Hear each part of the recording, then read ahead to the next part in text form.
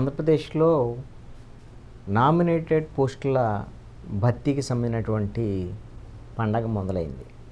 ఎంతోమంది నామినేటెడ్ పోస్టుల కోసం ఎదురు చూస్తున్నారు. ప్రభుత్వం ఏర్పడి 3.5 నెలలు అవుతోంది.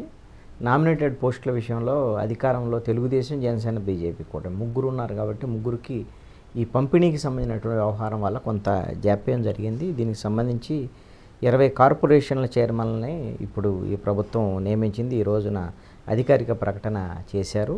ఆర్టీసీ చైర్మన్గా మాజీ ఎంపీ కొనకళ్ళ నారాయణ ప్రభుత్వం నియమించింది. అదేవిధంగా వక్ఫ్ బోర్డు చైర్మన్గా అబ్దుల్ అజీజు, 20 సూత్రాల అమలు కమిటీ చైర్మన్గా లంకా దినకరు, శాప్ చైర్మన్గా రవి నాయుడుని ఎంపిక చేసింది. మొత్తం 99 మంది జాబితాలకు సంబంధించినటువంటి ప్రకటన చేసింది.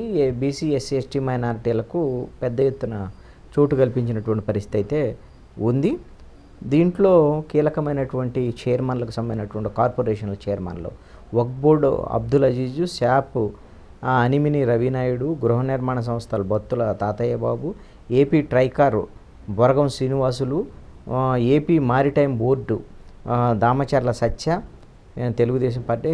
ఇందాక ఒకళ్ళు బీజేపీకి సంబంధించినటువంటి వాళ్ళు దినకర ఒకళ్ళు ఉన్నారు.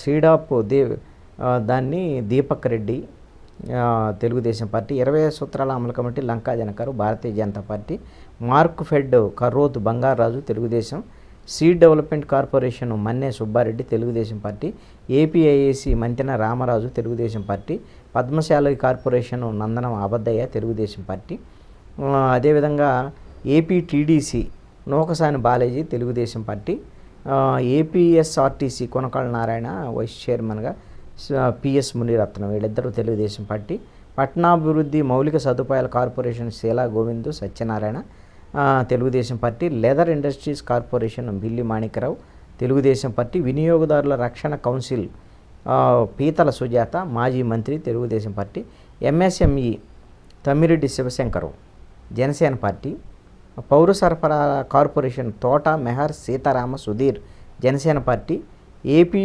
TPC Vajja Baburao Telugudesam party, AP Tidco Vemulapati Ajay Kumar Janasena. వీళ్ళకి సంబంధించినటువంటి ఈ ప్రకటనని ఆంధ్రప్రదేశ్ ప్రభుత్వం విడుదల చేసింది. ఇంకా నామినేటెడ్ పోస్టులకు సంబంధించి చాలా ఉన్నాయి. వాటి కోసం చాలామంది నాయకులు కూడా ఎదురు చూస్తున్నారు.